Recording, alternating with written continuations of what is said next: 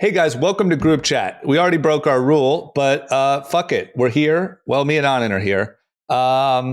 We got a lot to go over, and we got a hell of an episode. And we're going to talk about, there's a lot, the golf world is just in fucking absolute chaos. So we're going to talk about golfing. We're going to talk about D. D is Anand declared D the new Michael Burry. Mm-hmm. Or he declared himself. I just reported it. But as much as I hate to give D wins, I think he deserves this one. D's having a big week. We're talking about billionaires creating new cities. We're talking about a lot going on in the sports world. And then, of course, because it's Friday, we're going to end with our winners, losers, and our content recommendations. It's a great episode. We cover a lot. And we're going to send you off into the weekend full of knowledge and entertainment. You ready? Let's go. Let's do it. Cash. Ladies and gentlemen, group chat. Cash. It's $1 trillion. Hot. Hey, Anand, welcome to group chat.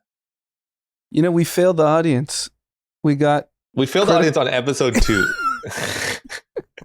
And actually last episode as well. Right? So you're right. You're right. That's what I'm saying. So yes, episode 1, we were like, we took your word. We hear you loud and clear. Episode 2 and 3, we didn't do it. So D's out. Yeah. Sorry, guys. I mean, my mom even wrote me and said, it's good to hear you'll be all 3 of you more often. It's extenuating circumstances this week. A lot of kids' birthdays. You're running a business. Yeah, I mean, come on. Look, we're doing our best. Like I said, 3 days a week, that's Joe Rogan numbers. Yeah, if we got paid $100 million a year, I'll do 7 days a week. I'm there. $100 million a year, I'll build a bed in that room and you can just live stream me living in the podcast studio. ASMR, right? Can you explain what that is? I just learned about that this week. Tell us, youth. So just so the listener knows why we're asking this is because I logged on today and the first thing Ari said to me was, or maybe Jordan said, we're doing ASMR, and then started eating potato chips into the microphone. And Anand had an experience where someone that he was around said they were up till 4 a.m. watching ASMR. Yep. So apparently ASMR is all the rage. I know what it is, but Anand needs a little, maybe I don't know fully. I haven't heard this acronym until 2 days ago. I'm not sure what it stands for, but essentially it's just like really soft sounds of like different things. Like sometimes people rub the mics or like eat chips on the mic, and it for some reason it just sounds really good and it's pleasing. It relaxes you. So I'm assuming ASMR has been around forever, but why is all the youth all about it all of a sudden? I honestly don't think it's been around forever. I think it's an internet thing. I think it's probably the last 4 years. Okay. And I think it's just really fucking popular. Like it's not even like a trend. It's like, I think it's been a category. Around. It's like an entire category. Like, so it stands for autonomic sensory meridian response. Jesus. And it's like the tingling feeling that you get. And it's just from like people talking really softly into the microphone or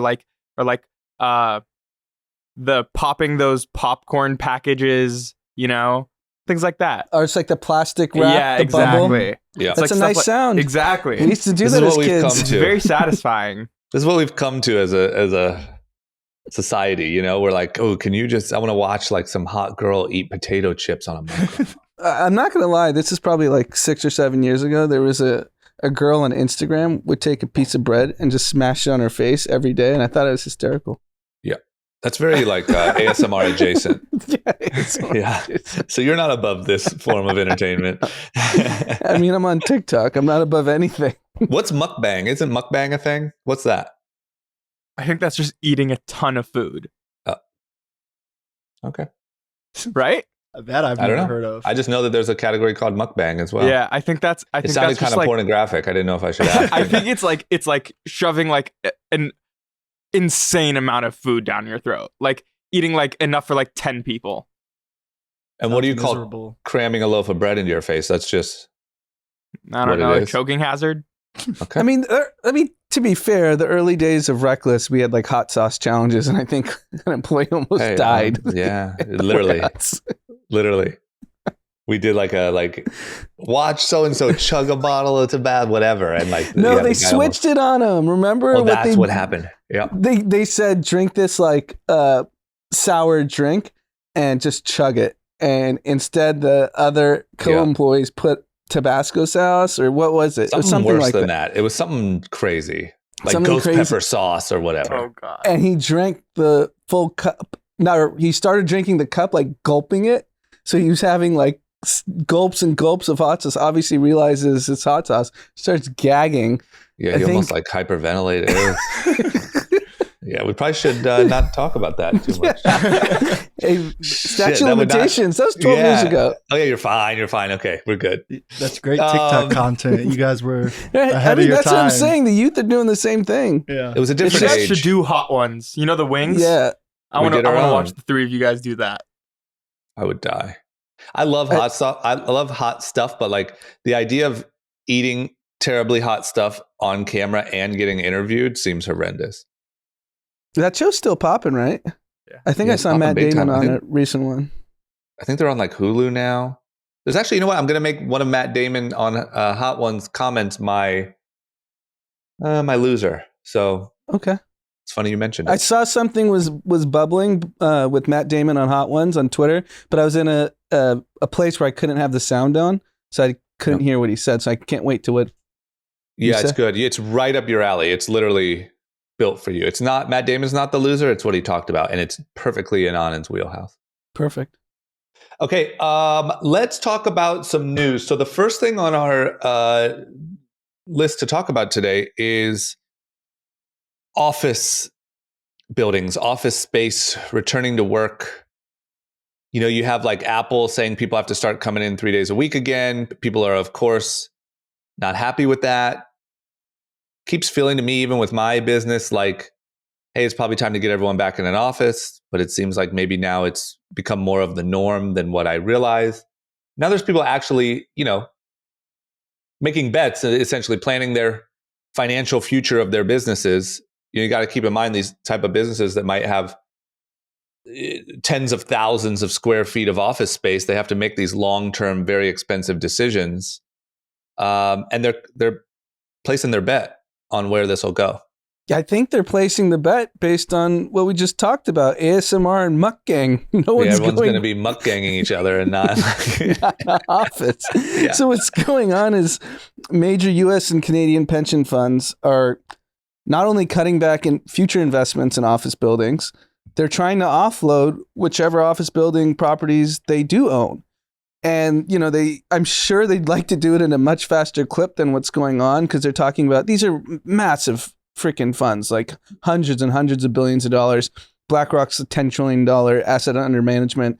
So you're talking like massive funds that are like, we want to lower our office exposure from 25% to 20%, which is still tens and tens of billions of dollars, if not hundreds of billions of dollars. But you need a buyer on the other side, right? So if all these guys start fire sailing office buildings, you know, they're going to get not much for it. So they're trying to be strategic about how they're offloading it. And the parts of real estate that they are investing in are industrial, so warehouses and labs, like biotech labs, where like people make drugs and test drugs and whatnot. And they're trying to get away from office. So, you know, you always want to, you know, see what's going on in the future. You follow the money. Yeah. So the money's being bet that there's not going to be the 2019 office culture that we experienced. And I know everyone has an opinion, hybrid, everyone's going back to the office, but follow the money, right? If they think office buildings are going to be a less attractive asset class, that means they're betting that we're not going back to 2019. Speaking of follow the money, like think about the fact that Apple asked people to come back 3 days a week, 2 days set, 1 day flex.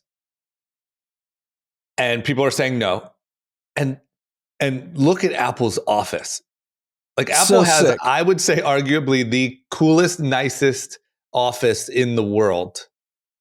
It's better than 99.9% of their employees, like, housing.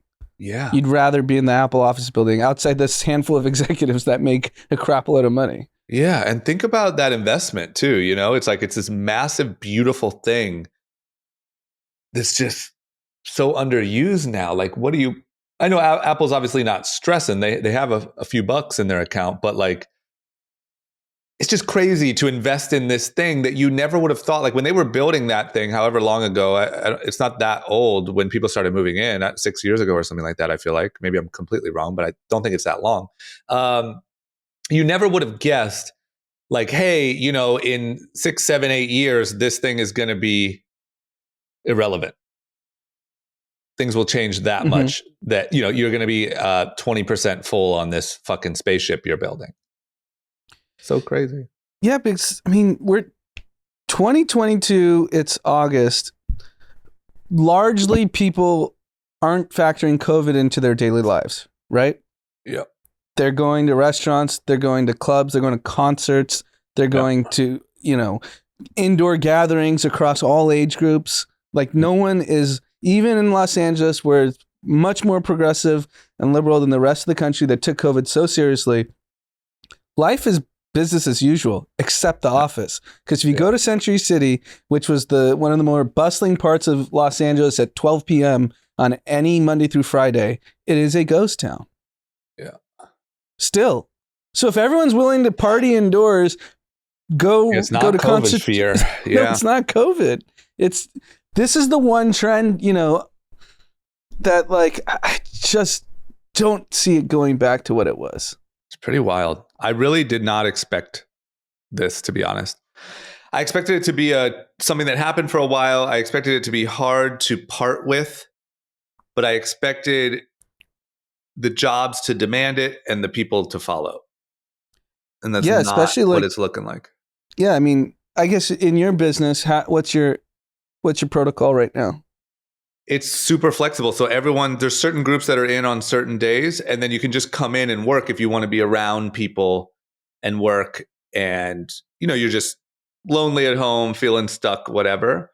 But most people choose to stay home. I mean, it's not this over influx of people begging to come back to the office. You know what I mean? Like I would say if I wanted to like cut, our space is really small.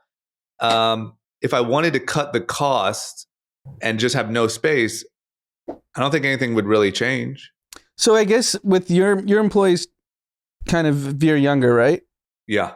So under 30 for the most part? Mostly, yeah. So mostly under 30. I would understand a mostly under 30 group to be like, hey, I don't want to rush into the office at 9 a.m. I'll knock out the few Zooms and then get ready and come in by 11:30, 12. And that's not the case. No, they kind of prefer to just stay home. I mean, like I said, some days they come in or we'll have like a group thing or we'll have a meeting, and that is really nice. Like everyone enjoys that. You can't replace that on Zoom. You know, let's say we're kicking off like a campaign and everyone gets together and, you know, you can't replace that. And I think everyone genuinely enjoys that. But I think day to day, the idea of coming in, to your point, even if I said everyone just has to be in by noon and just come in and do your work, it's not appetizing. You know, most days it's like, I'd rather stay home and then I'll come in on the special things. Could that contribute to why mental health, amongst many of the reasons, is contributing? You're sitting at home all day? Yeah, it definitely doesn't help. Because I see some of these people on Zoom and, you know, you're in the same room or you see someone kind of in a dark room or you see, you know, and it's just like, I know that can't be good. You might enjoy it in the short term, but I know that that's not good. It's not helping. I mean, I think it's one of many things that's contributing to it, but I do think, I don't know, look, I could be old and wrong here, but I really believe, maybe we're wrong. I just, longer term, it seems to me like there would be a desire to be around your coworkers, your people more in the future. Maybe not at your like shitty corporate jobs where you hate everyone anyway and whatever, but like in businesses like ours and where we're used to working and stuff like that. I don't know. I mean, like I said, maybe I'm just, you're talking about the past, boomer, but like our old Young and Reckless office days were like some of the funnest Oh, it was so fun. Times. Yeah, and it was every day. You knew that you'd go in there and there'd be the new song playing or the new debate over this or the funny thing that so-and-so wore, or we do a Halloween day where everyone wears an outfit. Like there was so much social action that happened in that office. Yeah, I mean, we look forward to going into the office at the peak of Young and Reckless because the business was doing great. Dee and John were playing ping pong 10 hours a day, and we were just having a blast. Literally. Playing music, yelling. Remember that one time that guy stopped by? We had like a screaming debate in the lobby. Like, oh, yeah. That was awesome. Good times. And everyone came out and sort of listened. We were debating over whether gamers could sell apparel or not. Like, it's just like the things that happen. Yeah, the serendipity of just smart people just hanging around and being around people. Like, things happen. That's like historically been proven true. Like, do you know how many people like the PayPal mafia, right? It's famous. Yep. Peter Thiel, Elon Musk, Keith Rabois, all these guys. They all worked together closely at PayPal and then all went on to do like all these awesome things. And they were all investors in each other's businesses and funds. And they all were able to win on being like resourceful with each other. Yeah. And that's true of early Google, early Facebook, early Microsoft, of like every single one of these companies. You're not going to get that over Zoom. No, zero chance. I mean, if we don't work out of an office, group chat doesn't exist. Yeah. The only reason group chat started was because I had the mics in there for Short Story Long, and we're like, hey, why don't we do a little thing? We're talking anyway. We're in here just bullshitting anyway. Well, you were on TV, so it's different. But if you 7 years ago told Dee and I, we're going to be recording 3 times a week and have this audience base, we'd be like, what are you talking about? Yeah, no chance. Yeah. And it literally just came from bullshitting in the office. Yeah. I don't get it. See. No, I just don't get the desire of the 25-year-old just sitting in a dark room, like you said, all day. Like, how is that fun? I also think because they're still accountable for their work, right? They still have to, whatever tasks you're giving them.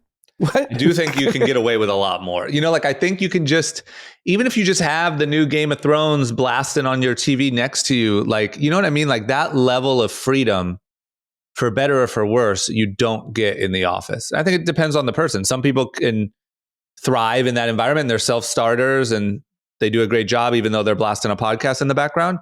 Some people just, are focused all on the podcast, but I have to believe that that's a huge part of it, is just, you can eat your chips, you can wear your sweats, you can blast your thing in the background, you can be depressed. No one's coming around to ask you why you look so down. Right. You know what I mean? But we'll see. I mean, I met my wife at work. Curious. You might be able to meet your wife. You go in person. There's so many... Or husband. So many relationships came from our office, both romantic relationships, friends, people that'll be friends for life. Mm-hmm. Multiple marriages.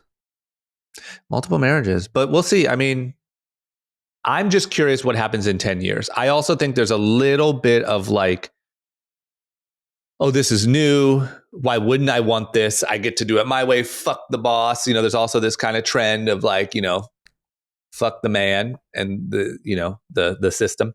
I'm curious in 10 years, or maybe by 10 years, we all have VR goggles on and an office sounds absurd. Regress even more. Yeah, it's possible. Okay. Speaking of regressing, let's talk about Peloton. I wish Dee was here for this because we get some good sound I feel bites. Guilty. Yeah. He did have a tweet. I don't know if you saw it. No. He called himself the Michael Burry of Peloton. Wow. Well, Michael Burry was also a one-hit wonder, so maybe Dee is too. He got that could have been his broken clock moment. So Peloton's quarterly loss tops quarterly. We're talking quarterly here, ladies and gents. 3 months.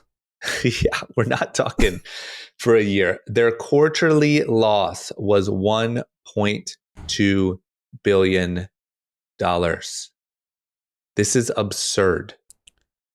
And for the year ending June 30th, $2.8 billion. So if you want to think about the escalation in losses, so $2.8 billion up until June 30th of 2022. If you compare the year ending June 30th, 2021, it was a $189 million loss. So they expanded their losses by $2.6 billion in the year, and it's ramping up, right? So 1.2 of it was in the last 3 months. This company is going to go out of business. Like, has there ever been a company other than like fraud or something like that, like where it was so hot? Like if you were just an average person, like 2 years ago, Peloton was one of the hottest brands in the world, like fastest growing, hot. Everyone knew Peloton. Everyone was talking about Peloton. And the way that the news story reads today is a polar opposite. Like it feels almost unprecedented, the fall from grace here.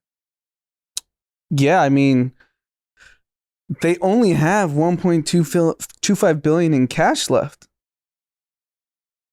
This company's insolvent. They have less than a quarter left. I mean, they have $500 million in a credit line.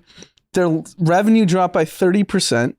This is an absolute dumpster fire. This is D's like, it is his dream. Michael Burry moment. It's literally his dream. So they're out of cash by October.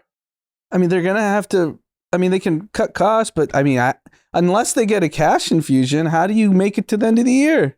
Simple math, right? Yeah.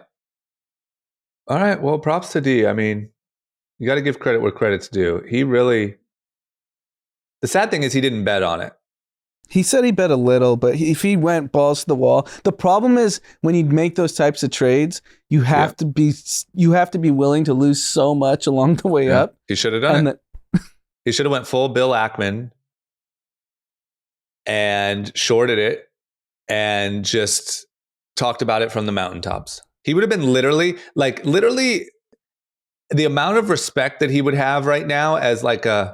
He could go on CNBC and do the Bloomberg, do all of it. He could. He could have been on CNBC based off that trade if he would have made a big bet. And they screwed your home state of Ohio. They canceled plans for a $400 million factory. Fuck those guys. Leave Ohio alone, Peloton. But I mean, they're the only explanation, the only solution is they get bought in a fire sale by an Amazon or whatnot. The stock jumped because they're starting to sell on Amazon. Like, why would the stock jump on that? Now the stock got cratered because the earnings are so bad. Okay, well, it's pretty wild. I mean, does someone save it? What do you think happens? Like in 5 years, is Peloton around? It'll be around for sure. The brand's too powerful. Yeah. I mean, think about like what Authentic Brands Group does with all these dying brands, right? Like Sports Illustrated. Yeah. Did they buy Playboy? I forget. I don't remember either, but Sports Illustrated is perfect. Sports Illustrated, they definitely did. They've done it across like so many different brands that have such cachet. Like, look, Peloton is still like culturally relevant as a word. Yeah. Everyone knows what a Peloton is. Yeah. It's just structurally insolvent as a business. So wild. They're going to have to just fire sale. Some private equity company may just buy it for peanuts and rebrand the whole thing, make it like a cheaper bike, or I don't know. Okay. Well, we'll see what happens. I guess I should cancel my membership. It may be canceled for you automatically in bankruptcy. You're right. He's just waited out at this point. For real, just to say I did. Okay, next up, maybe they can stick Pelotons in these things. The new thing, and I've actually heard about this from multiple different places, but we have this article about Mark Lohr, who's a billionaire, that he has plans, and I think a lot of people have this idea to essentially build a city from scratch. So what if we just went to like the middle of nowhere where there's nothing? We built our own city. We did it our own way. It was extremely technologically advanced. And we kind of started over almost. We ran it how we want to run it. We have our own laws. We have our own politics, our own, I'm guessing no like Democrat, Republican, whole new system. Mm-hmm. It feels to me like enough people are talking about this that on some level, I feel like this could happen. I feel like it would end up, in my opinion, it's going to end up becoming just like a 24/7 Burning Man. But maybe I'm wrong. What do you think about this? Yeah, so Mark Lohr is getting some of the credit of talking about it, even though in Silicon Valley, for many of the things you can criticize, they've been talking about this like for over a decade.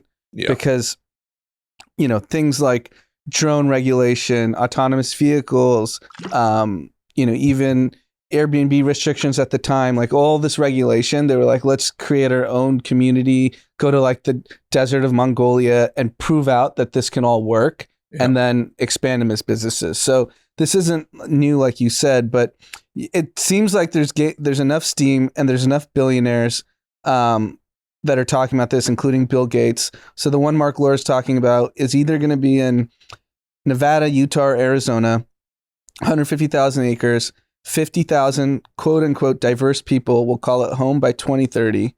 And, they say it's a combination of democracy, capitalism, and socialism. Vehicles will be electric and autonomous. Roads won't have curbs. I don't get that one. Why won't roads have curbs? Yeah, what do we have against curbs? I don't know. Someone can tell us. Enough of these curbs. If all the gripes about the city of like Los Angeles, curbs is not one on top. Yeah, I didn't realize curbs were an issue. I mean, I thought that was just sort of like a drainage. I don't know. Okay, I didn't realize we were outraged about curbs, but I'm down. So Bill Gates is talking about, and then I don't know if we've mentioned this on the pod, but have you read about MBS's $100 billion? Yeah. That like line. Long line. Yeah, the city. So everyone's trying to do it all over the world. And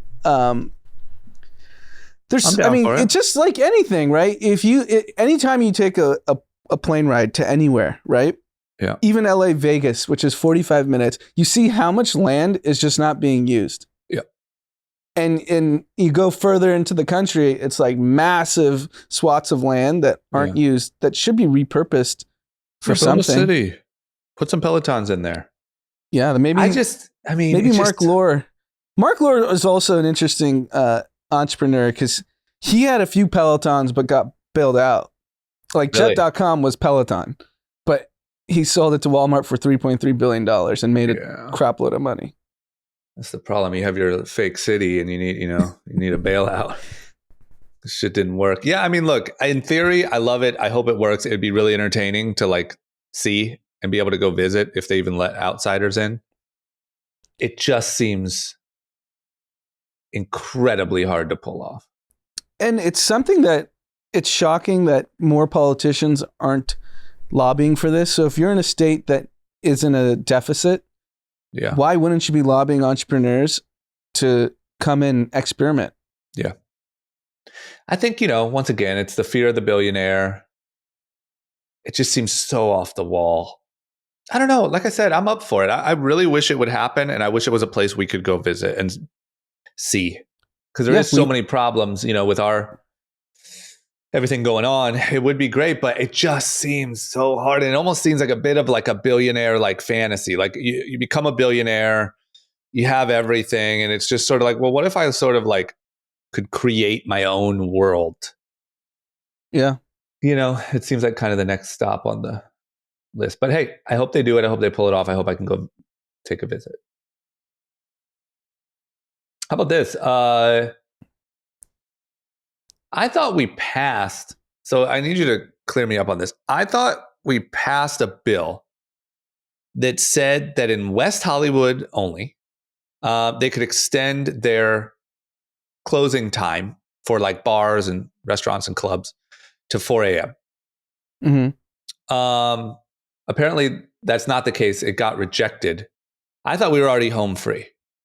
So it passed the West Hollywood local council, but then it needed to go to get to the state legislator at the state level to get it ratified, and they shot it down, which I don't understand. Why not? So we allow, and without getting into the homeless debate, you can be homeless, do drugs, drink alcohol, scream all night in West Hollywood, in Hollywood, in most of Los Angeles. Yeah. But God forbid patrons who go into a regulated environment with security, with rules, and they aren't allowed to do it until 4 a.m. Yeah, it doesn't make sense. And we're so early. You go to New York, what was it there? 6 a.m.? You just go all night. New York, you can find something at any hour of the night. Miami too. Why are we so early? I thought we were home free. Like, why don't we test this in West Hollywood? See what happens. I'm guessing they're worried about the, neighbors and noise. But what about the people screaming all night? At my old apartment building, people were screaming all night in the median. Yeah, it happens here. I'm in Hollywood. It happens here. You can wake up in the middle of the night to like a homeless person just. But screaming. You can't go into a relatively soundproof venue and drink till 4 a.m. Yeah, we got to open this up. Makes no sense. Okay, it was worth mentioning. Okay, big news in the world of golf. PGA Tour is here to fight against the Saudi LIV Tour. They have big plans. PGA is teaming up with Tiger Woods and Rory McIlroy to do a stadium golf event or tour. Or I'm going to be honest, I'm a big golfer now. I think everyone knows that. Anand, you still somehow know more about golf than I do. I got kind of lost. Like I saw the kind of headline, like, 12 events and stadium and fast pace and blah, blah, blah. But like, could you wrap your head around what this would be? Did they not even really release enough info that you would really even know? It's just more of a teaser. Like, what are we looking at here? So at first, when I saw it on Twitter, because there's a lot of like kind of fake sports accounts that are meme type accounts. Yeah. I like didn't think this was true. I was like, haha, someone's like playing a prank. Yeah, I did too. But then at a deeper look, they're really trying to do some simulation. So apparently they're going to simulate an 18-hole course hitting into a screen. And then they're going to putt for short game in like the little stadium. It just seems so lame. This is your response to the LIV Tour, to the hottest thing to happen in sports, to disrupt sports. Whatever your view is, the LIV Tour is the first time in my lifetime that the entrenched kind of organization in a major sport got disrupted. Yeah, it's not happened in the NBA. That happened in the NBA like before my time. Haven't happened in the NFL in my lifetime. Not Major League Baseball. Yeah, it happened here. LIV. And I just feel, once again, maybe I'm wrong, and like they'll unveil this thing, and you'll be like, "Oh wow, what a great take!" It does. You got to trust Tiger that he knows what's up, but it feels like almost like everything that seemed a little kooky about the LIV Tour, this is like a little, like, I don't know. The way that I felt was like, I like the idea of everyone getting paid. I like the idea of the disruption. It's fun to watch, whatever. But like mixing up the rules this hard seems pretty risky. Yeah. And it just seems like kind of a clown show. Who wants to see people hit into a screen? Golf is an outdoor sport. Well, no. I'm talking about LIV Tour. I'm saying LIV Tour to me was like, like the actual format, like, I don't know. Like you're going to change the age-old format of just what we know of golf. It feels a little crazy. This PGA thing feels 10 times as crazy as LIV Golf. Yeah. Like you're in a stadium hitting into a monitor. But look, what do we know? We'll wait until it comes out. I think we're just very lucky that we get to watch this like showdown between PGA and LIV. It's forcing like literally the amount of disruption in golf is wild. And I'm here to check it out. It all results in more entertainment for us. So we'll see. I love it. Okay. On a quick question. I just think that for our listener, like we talk a lot about crypto and stuff like that. And one of the stories that we keep talking about or that keeps repeating is like people getting hacked and people getting their coins stolen. And that is a risk. It's not as much a risk if you're, have a normal bank account. That's actually one of the big, kind of bigger fears of it. Is a risk if you have a normal bank account, actually, I should be clear. But it's a bigger fear when it comes to crypto. And we have heard of people just getting like completely wiped out. Just to clarify for the listener, I saw Ledger, our beloved Ledger posted, "Not your keys, not your crypto," the other day. And that's a really famous quote. I think it's a quote that anyone who is like kind of involved in crypto knows, but I don't know that, like, I feel like we might have a lot of listeners that are kind of new to this, or we're telling people to buy Ledgers and we're telling people to, kind of take a look at this stuff. And I think it's worth clarifying. Can you give us a quick lesson on not your keys, not your crypto? Yeah, so the idea behind it is if you store your coins on a centralized exchange, you are at the mercy of that centralized exchange.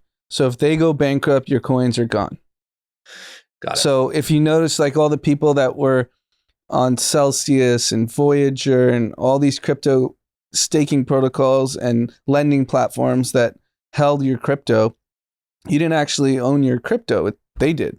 Yeah. And they all went bankrupt and everyone lost their crypto. So the idea is basically if you own your private keys, physically, the only way you lose it is if you don't exist anymore. Yeah. Not the centralized exchange. If you go bankrupt. Yeah. So, I mean, it's like, remember the Bitcoin Billionaires book that we've talked about at length? Yep. Remember the area of the book or the part of the book where the Winklevi like traveling to banks around the country, putting their keys in different vaults? Yeah. That's solved by a ledger. Yeah.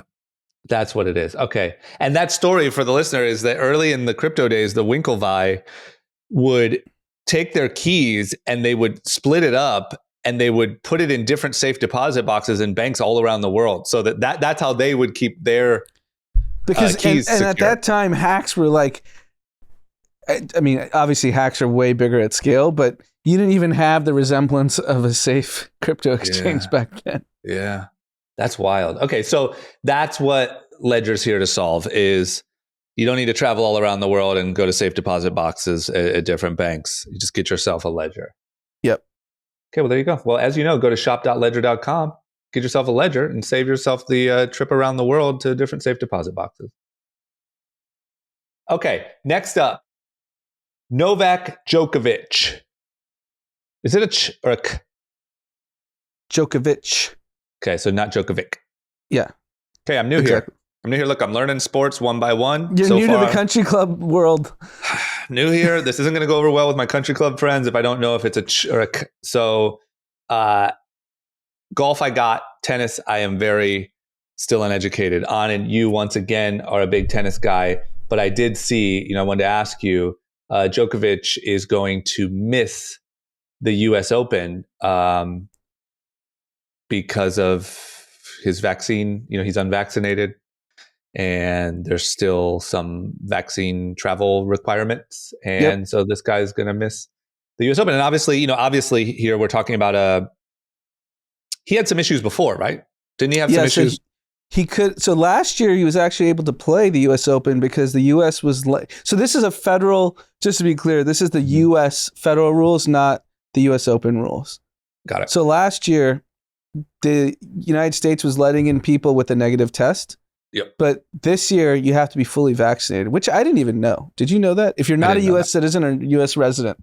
I heard that because we have actually someone who we work with that lives in Paris and we wanted them to come here and I think that maybe they don't have a booster or something. And they were like, oh, I can't come. And I was like, that can't be right. Like that must be like you must be thinking of an outdated rule. I'm sure you're totally fine. But it turns out I was wrong. Yeah, so they're not letting non-vaccinated people that aren't citizens or permanent residents. So he can't play in the U.S. Open. He won't get the jab. And the crazy part about this story is he's on the heels of being considered the greatest of all time by number of Grand Slams he's won. Yep. So he's at 21, Nadal's at 22, Federer's at 20. Nadal's battling injuries. Federer's on the kind of back end, way on the back end of like how much longer he's going to play. Novak's still in perfect shape. He already missed the Australian Open because he won't get the jab. He's not going to play in the US Open. And he has the opportunity to just crush and just be like 3-4 Grand Slams ahead. And no one in our lifetime will ever achieve what he achieved, but he won't get the jab. Look, I got to be honest. If you cared that much about the jab, that you don't want to go down as the undisputed greatest player of all time. But you want to know what? I think I have to believe that at that point it's almost like going down as the guy who stood up for this is more important to you than going down as the greatest player of all time. Like, I feel like it's just changed in his head, which to be honest with you, last year I would have called him an idiot. This year, I think the rule is the idiot. It's like, why do we still care? Like, we know that people who are vaxxed can get COVID. We know that they can spread it.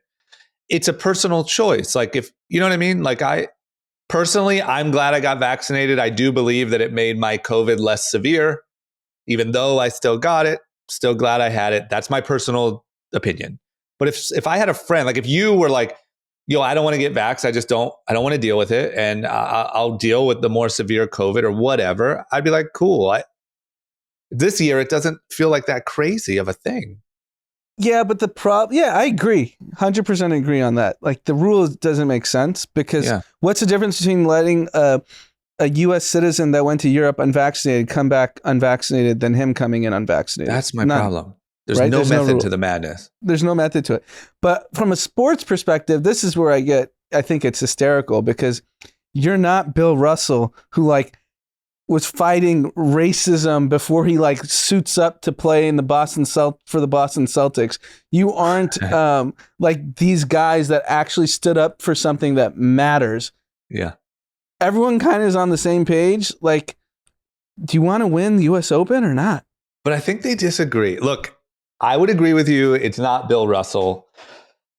I agree with you on that. But I think, and I got to be honest, like I give them the freedom to think this way. I get it. I don't care if he wants, but like, I think that they think like, look, you can't tell me I need to get a vaccine. And now that it's been proven that it doesn't completely stop it, like what the fuck are we still fighting over? Like it's like, all right, then sit this one out. But as a sports fanatic and when historians are talking about Novak Djokovic in 25 years, if he doesn't like just blow everyone out of the water and have like 5 more Grand Slams than everyone, no one's going to remember. Like they'll just be like, oh, that was silly that he didn't play because of the vaccine. I don't think people are like, it was more important that he stood up to the vaccine than him being the greatest of all time by measure of Grand Slams. Yep. So for that point, I agree with you. I don't think it'll be remembered, like Jackie Robinson. But I do think to him, it has become this thing worth fighting for. And to be honest, if I was the judge, if I was the ultimate judge here and I get to make the final call, the one that's stupid is the fact that we still have these rules, especially when we didn't before. Mm-hmm. It's like, like, come on, like we know what the word is. Like, I don't think the vaccine's I don't think Bill Gates is putting microchips in me, but like, hey, it doesn't prevent COVID. If the guy wants to take the risk of maybe having a more severe case or whatever, let him take that risk. Who cares? Let him play tennis. What are we doing? Anyway. Okay. Well, shout out to Djokovic. Hopefully he gets both. Hopefully he skips this one. He crushes for the next 5 years and he gets to have it all. I mean, likely that's the scenario, unfortunately, because I'm a Nadal and Federer truther. And I'm so you're sad a little biased here. he's gonna. I get okay. This all makes a little more sense. Okay. Big win for the Bryant family. Vanessa Bryant has been awarded $15 million. And also I saw that the other family was awarded, she got 16. I saw that the other family was awarded $15 million in a case against, I might botch this, but I believe it's the LA Fire Department and the LA Police Department, where essentially what happened was, this is so horrendous to even say. Right after the helicopter crash with Kobe, the first responders or some of the people on the scene apparently took photos of the scene, and apparently they were pretty graphic photos. And sharing it with their colleagues. They were sharing it with their colleagues. I believe they shared it like with a bartender or something. Mm-hmm. They were sharing it around. And so Vanessa obviously jumped into action really quickly, tried to do everything that she could to make sure that those never ended up on the internet. And also sued for the fact that these guys did this and that they were showing people. And congratulations to her, rightfully so. She won. So she got 16 million. I believe the other family got 15 million. Yep. And good. I mean, not that it's not about the money to her, I'm sure. It's making the point, and I think that this probably made the point.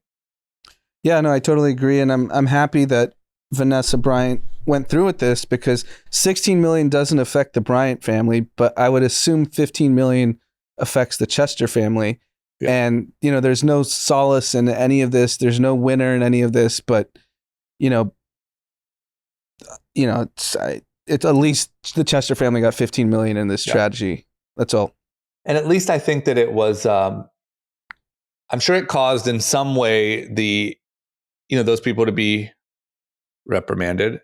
And it's also just an example, it's like, it doesn't matter if this is Kobe or anyone or just someone, just a regular, person. Like, hopefully it's just an example of like, don't be a fucking scumbag. Yeah, I agree. And I mean, I just can't imagine. Props to the media, because as far as I'm concerned, it never got leaked to the media. And I'm sure these people would have tried to have sold it.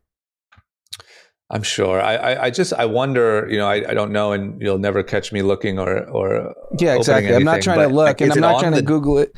Is it on the dark parts of the internet somewhere? I have no idea, no interest in finding out. But it's not in the mainstream media. Yeah, that's good.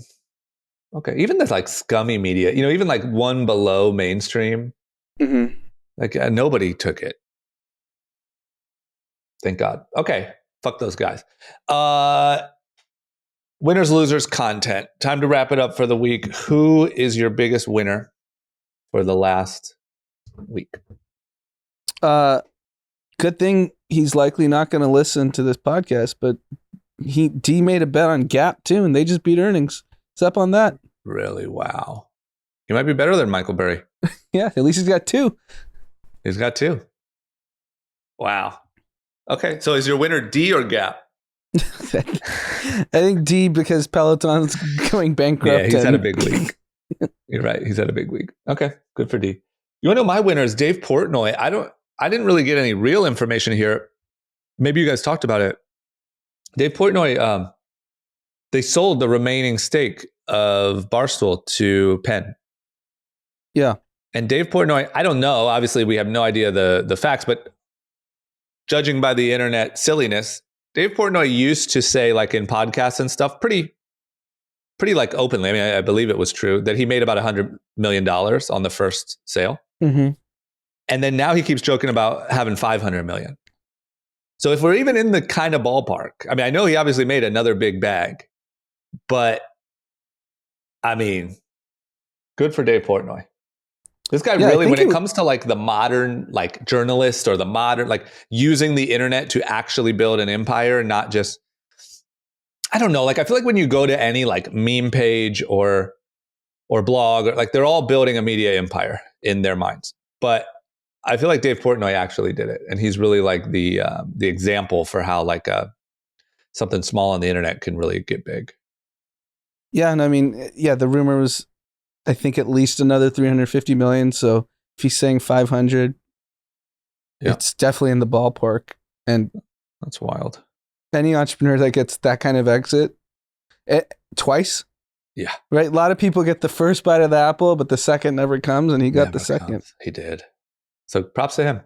Yeah. Who's your loser? My loser is a school district in Missouri. They're bringing back spanking kids at school. What the fuck? Like we're two. We live in we thought we live in two different Americas, but they're really different. Bringing back spanking, and they like made an announcement like, "Hey, we will. We've decided we'll be beating the shit out of your kids starting this spring." What the fuck, man? It feels to me like the abortion thing, to be honest. And I don't want to laugh about the abortion thing because I know it's serious, but it just like on the abortion conversation, banning it or making it state decided. They also talked about like what else is on the table is gay marriage and these different things. And it just feels like, what the fuck? Like, what are you guys hoping for? Staff members, this is a direct quote. Staff members will employ reasonable physical force. Oh boy. Because reasonable seems to be a matter of opinion. I thought parents don't even hit their kids anymore. Now we're letting the teachers? I thought we proved that doesn't work. Yeah. Like I thought don't we have studies on this by now? Yes, we do. Oh my God. Reasonable. Imagine that teacher who thinks reasonable means a fucking uppercut.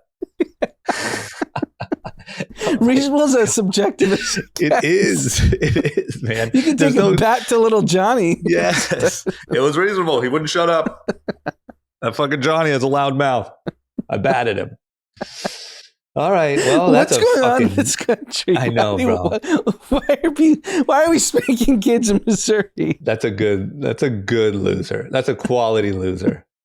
Oh man. Okay, my loser, and this is the one. This is the one for you, Anand, and this is the one about Matt Damon on Hot Ones. Matt Damon was on Hot Ones.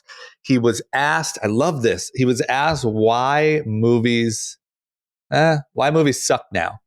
Mm-hmm. What's going on? Why is the movie industry? And really, if you would have asked me that question, I thought it was COVID. Like I thought COVID, we took such a big break. It's just gonna take them a minute to get going again. I don't know why. That was just what was in my head. Matt Damon. So my loser is movies. Matt Damon gave an explanation that was really great. Where essentially he said, everyone should look it up on YouTube because he says it way better than I'm going to. But essentially he says that it all changed when it started changing when the DVD started phasing out. Because the way that it used to work was if you were making a movie, you could factor in your time in theaters and kind of what that chunk of money was going to get. And then almost you would get like another opening of when it went to DVD, and DVDs made a lot of money. So if you were factoring in, he fully breaks down, like I wanted to make this movie. Here's how much the budget was. Here's how much the marketing budget was. And here's how much I would have had to recoup. And in the day of streaming, where you pretty much only get the theater time, and then it goes on to streaming platforms where there really isn't that second chunk of money. It just, you really, really, really have to make a lot of money in theaters to justify these big budget movies. And it's a really risky bet.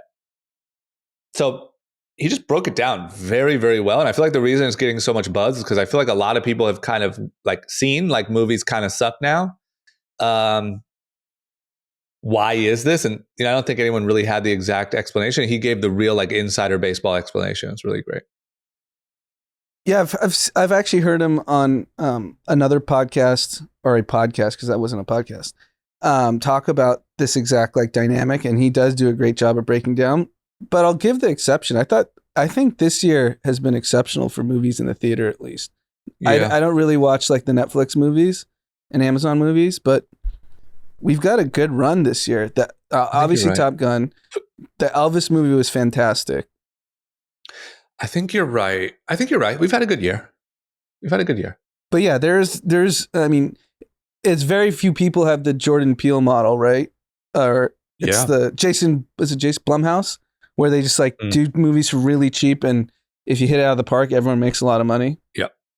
That's a very I agree. And the other thing that he didn't mention that is very much a thing is the wokeness, Like when you watch movies like Bridesmaids or Hangover or these different things, it's really funny. Like sometimes we'll watch those old comedies here in the house, and we'll sort of look out for like what the cancelable moments are, like why you couldn't make that movie today. And they're all through it. Hangover, the original one, is just the whole thing would be canceled today. Paging Dr. F Word is one of the greatest hysterical movie, not repeatable movie lines. That wasn't that long ago, right? No. And that's why I feel like if you look at like Apple on the Apple app or even on Netflix, like to trending movies, a lot of times it's those old comedies. Right. Because people are obviously just going back and watching them because you just can't do it today. So I think when you tie in budget issues, streaming, and wokeness, you get a tough go for the movie industry. Yep. Any content recommendations for the weekend? Just suck on Rogan. That's I have to listen to it. You got to listen. I can't believe he did it. Yeah. Rogan's notoriously, he doesn't beat the shit out of people, but he doesn't shy away. He doesn't do it for like a good media look. So I'm curious. I'm really surprised he went on. You and I both are just started it. They're talking about a lot of VR, which is, cool, but a little boring. I'm looking forward to them getting into that. I know he asked them some more serious questions. So we'll see. Right. Zuck on Rogan. Props to Rogan, man. Yeah. Everyone knows. People just know they have to show up. They have to show up. And think about, you know, it was really funny. As I meant to send this to you. There was an episode that he did with Tim Dillon. Oh, I'm halfway through that. Okay, so you know what's funny is it was the first time, if you notice, I think it was like 15 minutes in, where Tim Dillon was saying like, you're the second wealthiest comedian next to Seinfeld, and you will die a billionaire. Mm-hmm. And it was the first time Rogan sort of like talked about how much money. He still kind of brushed it off, like, "Oh, really? Yeah. How do I do that?" He tried to be humble, and then he accepted it and said Kevin Hart might have more money than him, which is insane. Yeah. Is it because of Kevin Hart's Netflix deal? It must be. It must be all those specials. All those specials, are like 20, 30 million a pop. Yeah. He does arena tours, movies. If we know Joe Rogan makes $100 million a year, and Kevin Hart, Joe Rogan said with kind of fair confidence that Kevin Hart's richer than him. That's fucking crazy. But I think Rogan dies richer than Kevin Hart. Yeah, because Rogan can do this forever. Yeah, and I don't think Rogan has cashed in on his actual worth yet. I think Kevin Hart is currently maximizing like the dollar of his worth. Like he's in arenas. There's not much more he could do. I think Rogan, like we talked about a couple episodes ago, is still wildly underpaid. Yeah. His next deal at Spotify should be $1 billion for 10 years. Yeah, he should get like the LeBron lifetime Nike deal. Yeah. Right? That was $1 billion. Yeah. Okay. Well, there you have it, ladies and gents. I don't know what to say. We're going to do our best. I know my mom's disappointed. On Sunday, I'm 90% sure I'll be in the office. We're doing our best.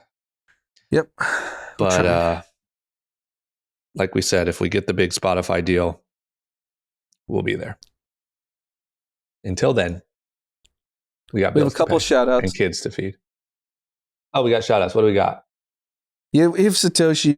So for the listener, Satoshi was banned because he got a little ahead of himself and he was being a dick. But we kind of, we joked about it on the last episode, and now I feel kind of bad. He said, "Hope all is well with you guys. I'm briefly unretiring to confirm drama statement on the pod last week. I responded to one of his golf videos and compared him to Scotty Scheffler, only to be ghosted. Who does that? Imagine if I compared D to Michael Jordan. I'd immediately be rewarded with a free Menlo Club subscription and a spot on the ghost cap table. Instead, drama ignores me in favor of posting Instagram stories of him boxing children. It's all good, though. I'm happy to see him back in the office. Also, speaking of great athletes, please don't compare me to the Manti Te'o situation. All I do is post memes. It's not like I'm out here claiming to be Arian's baby mama or something. Anyway, great catching up. Happy birthday to the Murthy kids. Congrats on all the success and new fandom. Much love as always. The good old Satoshi. Good job. You guys reconciled. There you go. Satoshi, listen, man. You're on a thin string here. You're on a short leash, Satoshi, so watch it. But I appreciate it. And for the record, that Manti Te'o documentary was 10 out of 10. That's what I hear. I got to watch it. You have to. Because I remember watching it real time. It was the biggest story in sports at the time. Especially you, who's more of a sports guy. And because I remember we talked about it on here, I think, or something. Yeah.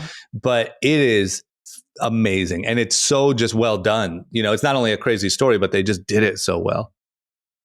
Okay. Number 2, someone else take it. Ari, get it. So this is from Steven. Says, love the pod. I want to shout out one of my best friends, Borna Saeed Ahmadian, who is also a listener. He's getting married in 2 weeks, and it would be awesome if you guys could give him a shout out. Well, there's your shout out. Borna. And congrats on the marriage. Congrats on the marriage. Labor Day wedding, it sounds like. Damn, summer's over, huh? Yeah. Fuck. Last shout out to Ari. Yep. Ari, take it. Or Jordan. Jordan, you take it. All right. Hi, my husband absolutely loves you guys. Last year I messaged you to try to get a shout out for his birthday on the 9th of September, but sadly he never got one. So this year I was really hoping that you guys could please wish him a happy birthday. It would make his day. It's his 30th birthday. He listens religiously and he's just amazing. His name is Ben and we're in the UK. Thank you so much, Megan Griffiths. Super early birthday. I don't know if they wanted the birthday shout out August 25th. Well, hey, you got it. You got it. Listen, we won't fuck up this year, guys. This year we're super early. Happy birthday, Ben. Happy birthday. Thanks for listening. Okay. Well, there we have it. Thank you all for listening. Have a great weekend. Is there any words of wisdom we want to leave the people with? Check out some ASMR and some mukbang. I think. I don't know if you want to Google mukbang. Or mukgang? It's mukbang. That's why I don't know, man. It seems sketchy to Google, but check it out. There's your weekend advice. The Google. Yeah. Okay. Everyone have a great weekend and bye-bye. Peace.